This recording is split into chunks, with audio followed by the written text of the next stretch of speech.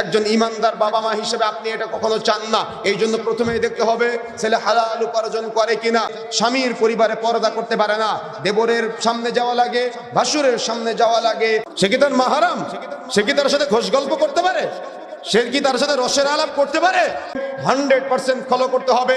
আপনার মেয়েটা ওই বাড়িতে গিয়ে দিন প্র্যাকটিস করতে পারবে কিনা, ছেলে কতটুকু দিনদার, ছেলে কতটুকু তাকওয়াশীল, ছেলে কতটুকু পরহেজগার। মৌলিকভাবে ওলামা একরাম কয়েকটি কথা বলেছেন বিবাহের সময় ছেলে দেখার জন্য। প্রথমে দেখতে হবে ছেলে হালাল উপার্জন করে কিনা।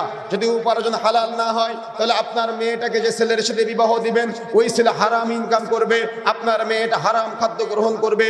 এজ এ আপনি একজন ইমানদার বাবা মা হিসেবে আপনি এটা কখনো চান না। এই জন্য প্রথমেই দেখতে হবে ছেলে হালাল উপার্জন করে কিনা। 2 নম্বরে দেখতে হবে যে পরিবারে আপনি আপনার মেয়েটাকে বিবাহ দিচ্ছেন ওই পরিবারে গিয়ে আপনার মেয়েটা পর্দা করতে পারবে কিনা।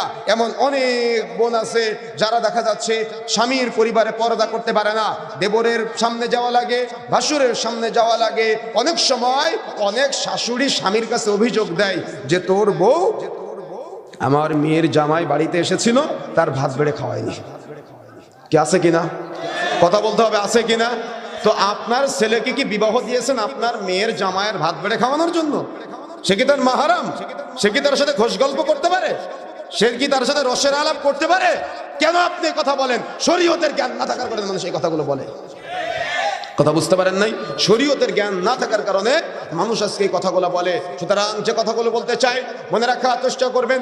যখন আপনি আপনার মেয়েটাকে বিবাহ দিবেন 100% ফলো করতে হবে আপনার মেয়েটা ওই বাড়িতে গিয়ে দিন প্র্যাকটিস করতে পারবে কিনা। এই মাহারাম নন মাহারাম ওই বাড়িতে প্র্যাকটিস আছে কিনা, তার মানে তার চেহারা অন্য মানুষকে দেখানো লাগবে কিনা, এগুলো আপনাকে খেয়াল রাখতে হবে।